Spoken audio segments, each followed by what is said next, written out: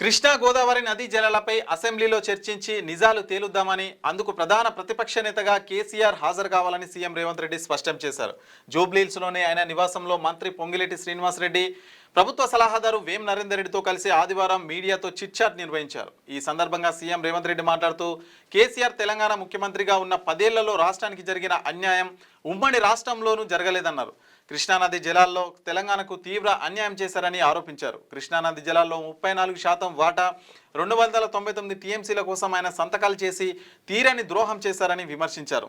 వచ్చే నెల 2 నుంచి అసెంబ్లీ సమావేశాలు నిర్వహిద్దామని, అవసరమైతే కృష్ణానది గోదావరి నదీ జలాలపై 2 రోజుల పాటు చర్చ కూడా సాగిద్దామని చెప్పేసి రేవంత్ రెడ్డి గారు అయితే కొన్ని మాట్లాడుతున్నారు.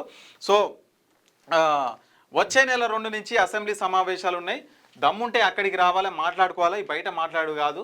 సో దేనికంటే దానికి మాట్లాడదాం. అవసరమైతే 2 రోజులు క్షేత్రస్థాయిలో వెళ్ళి కూడా ప్రజలకు నిజ నిజాలు బయట పెట్టే ప్రయత్నం చేద్దామని చెప్పేసి కూడా రేవంత్ రెడ్డి అయితే చెప్తున్నారు.